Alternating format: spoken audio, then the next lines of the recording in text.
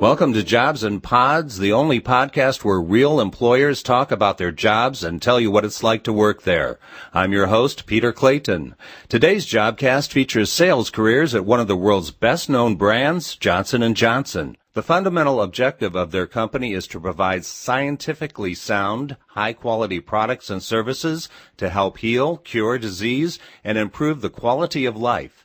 They employ approximately 119,000 men and women across 57 countries.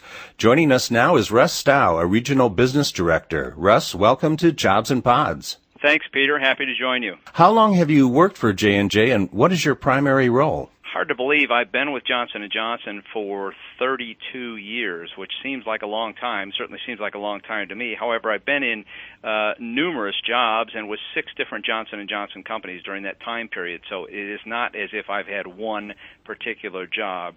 I'm currently Region Business Director for at one of our pharmaceutical companies in the southwestern United States, and have 6 sales teams that report to me. So I guess you attribute the longevity of your career to the fact that you've been able to really work in many, many different functions, many different locations, and many different jobs. Well, I've been very fortunate to be with an organization that's been very successful over the years through living by a credo, which is a very principled approach to operating a business, and we're also a very decentralized organization, so that we have over 200 operating companies, all in healthcare, but all over the world and dealing in different segments of healthcare. So the decentralized nature of our business and the variety of opportunities has given great opportunities for me to be successful. And how does Johnson & Johnson create a small company feel inside such a large organization with over 250 companies across the world? Well, I think one of the greatest things is that we have a performance culture, and we also are very committed to developing our people. I think the philosophy of the organization is that personal development is a 80-20 proposition, 20% coming from the guidance and leadership of your management to put a development plan in place after you've performed in your position, but 80% is the execution of the plan that's been put in place, and that creates opportunities for individuals who deliver results. If I were a recent graduate interested in sales, Russ, what kind of career path awaits me at J&J? I think that one of the greatest opportunities coming here is the fact that there are so many varieties of ways that you can move once you get into the organization.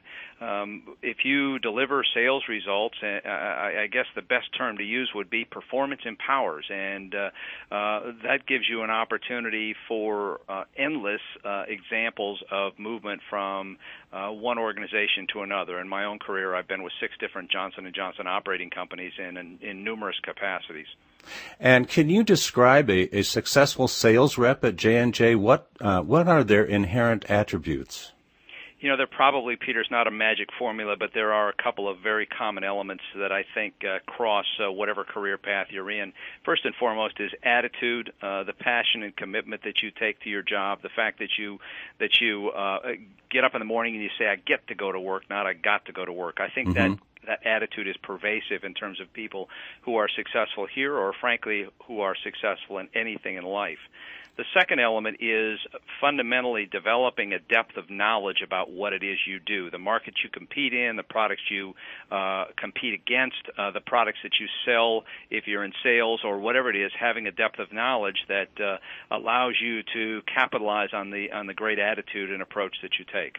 Russ, what types of flexibility do sales reps have with their hours and their work week? I think many people are attracted to sales because of the fact that it is somewhat of an independent position. It's not a 9-to-5 desk job.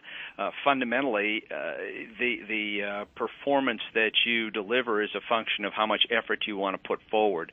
Many times you have to go see your customers at times that are convenient to them that may not be optimal for you. So the flexibility is a function of how effective you want to be. Sometimes you just need to use the basic premise of I need to find a way to get the job done. One last question for you, Russ. What advice can you give for those interested in starting a career in sales at J&J? As with anything in today's world, this is a very competitive environment, and I would suggest that anybody who's interested in getting into our organization, that you do your due diligence before you get involved in the interview process. Do your homework, essentially. Research us as an organization. Research our competitors or other entities in the industry. Research prospective customers, the kind of people that you might be calling on as a sales representative, whether it's doctors or hospital administrators or pharmacies. Talk to some actual customers and get their view of us as an organization, of this as a career, and then be prepared to get into the interview process, not only just to sell yourself, but to ask great questions and understand what it takes to be successful. Well, Russ, I think that is some really great advice, and thank you so much for joining us on this edition of Jobs and Pods. It's been a pleasure, Peter. To apply for sales or other types of jobs at Johnson & Johnson, please visit them online at careers.jnj.com. For more jobcasts like this, visit jobsandpods.com. And don't forget, you can also subscribe to our jobcasts on iTunes. Just do a keyword search on Jobs and Pods. Thanks for listening.